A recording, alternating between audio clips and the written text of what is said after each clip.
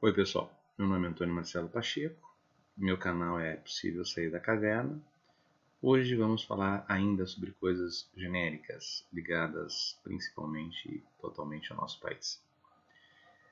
É surpreendente que um ministro da Economia, o ministro Paulo Guedes, tenha a falta de sensibilidade, falta de respeito em associar a figura de funcionários públicos neste país à imagem do parasita, como aquele indivíduo que dentro de um organismo de um outro indivíduo se utiliza desse indivíduo que ele está inserido para sugar, para tirar o melhor desse indivíduo sem dar nada em troca. Ninguém chegou ao Estado, na sua grande maioria, então ninguém é exagerado, é verdade, mas a grande maioria não entrou no Estado convidada. Prestou concurso público e, ao prestar concurso público, se submeteu a uma série de exames que o próprio Estado estabelece para selecionar aquele que vai ou não vai trabalhar para o Estado. E, portanto, uma vez entrando dentro do Estado, ele vai encontrar toda uma estrutura, todo um sistema em que ele vai se inserir. E isso significa que, quando eu digo que há parasitas no funcionalismo público, eu estou generalizando. E apesar do ministro Paulo Guedes ser uma pessoa inteligente na área econômica, ele foi extremamente burro quando generalizou, porque toda generalização ela é burra. Então, discordo de forma veemente da expressão parasita. Mas não me surpreende que o ministro da Economia tenha esse tipo de postura quando tenta, de alguma forma, atingir, agredir a todo um setor que trabalha nesse país, que produz nesse país. Agora, isso não quer dizer que, efetivamente, dentro desse setor, não tenham pessoas, não tenham grupos, não tenham algumas relações que não funcionam a contento, ou seja, em benefício da sociedade, mas sim no seu próprio benefício. Isso a gente, inclusive, chama de corrupção. Mais do que ser parasitário, é uma condição de corrupção. Mas não me surpreende a atitude, como eu dizia, do ministro da Economia em usar essa expressão infeliz, porque o nosso presidente da República cometeu mais um momento infeliz na sua fala. Foi quando ele deixou claro que, na sua opinião, o país gasta muito, é muito caro gastar com pessoas que estão com HIV. Ora, o preconceito é algo inerente a todo e qualquer ser humano. Eu tenho, cada um de vocês na minha frente tem, todos nós temos. A partir do preconceito, que é uma condição lamentavelmente humana, nós vamos então, a partir daí, a segregação e a discriminação. O presidente da República, ele na verdade, ele discriminou. Ele fez uma discriminação associando algo negativo a portadores de HIV. Muito provavelmente pela relação que, inevitavelmente, a gente tem que dizer, homofóbica que aparece no discurso não só do presidente da República, mas como de muitos grupos dentro do nosso país hoje em dia. Essa discriminação dele, ela ainda por cima, também é burra. Porque apesar do seu ódio, apesar, não ódio do presidente, mas das pessoas que pensam na qual ele se insere nesse grupo homofóbico, apesar dessa homofobia, nem todos os portadores de HIV são homossexuais. Muitos, inclusive, adquiriram por transfusão de sangue. Outros tantos, mulheres, porque seus parceiros mantiveram relações sexuais e depois carregaram consigo o vírus para dentro do seu casamento. Então, se ele quer ser discriminatório, pelo menos que seja um discriminatório razoavelmente inteligente, ainda que toda discriminação também seja burra, mas que não seja tão ausente de cultura, tão ausente de perspicácia, tão ausente de capacidade de separar o joio do trigo do seu próprio pensamento tacanho. Que é um pensamento tacanho? Ser homofóbico é ser tacanho. As pessoas, em pleno século XXI, elas têm o direito de se vestirem, de se pintarem, de se tatuarem e de optarem pela sua relação sexual, a ausência de relação sexual, sem que ninguém tenha nada a ver com isso. Ninguém, absolutamente ninguém.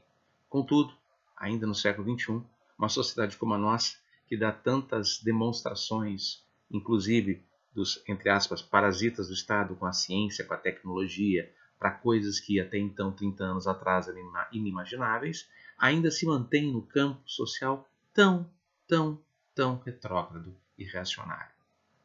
Finalmente, é curioso que em nosso país ainda o número de mulheres que são agredidas e mortas venha a ser algo fora do normal. O Brasil de 2016 a 2020, nesses 4 anos, nós matamos mais de 200 mil pessoas em homicídios. E ainda nós temos dentro desse grupo e fora desse grupo os feminicídios. Aqui no Rio Grande do Sul, são 25 mulheres por dia. Nós temos 24 horas, são 25 mulheres, e, portanto, uma mulher a cada hora, um pouquinho mais de uma mulher a cada hora, é ou agredida fisicamente, emocionalmente ou morta. Isso mostra que no nosso país há uma cultura de genocídio. Uma cultura de genocídio que mancha, que violenta, que de alguma forma estupra a cidadania.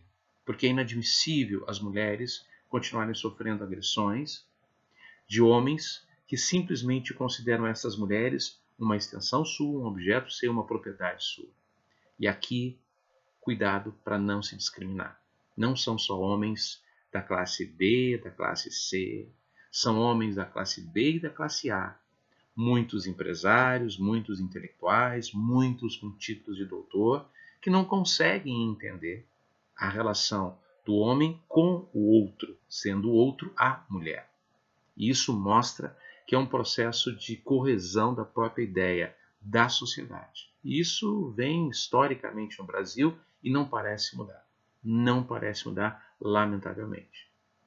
E assim, para concluir, os nossos absurdos, nossas idiosincrasias nacionais, aqui no Rio Grande do Sul houve uma situação onde uma mulher que sobreviveu a um atentado do namorado, que numa discussão de rua pegou uma arma e disparou 7 tiros contra ela, acertando 5 e errando 2, mas não matou, foi a júri. E no júri essa mulher, apesar de sobreviver a essa clara tentativa de homicídio por parte do namorado, ela pediu licença para ir até o namorado e o abraçou e o beijou dentro do momento em que o Conselho de Justiça, o Tribunal do Júri, estava reunido.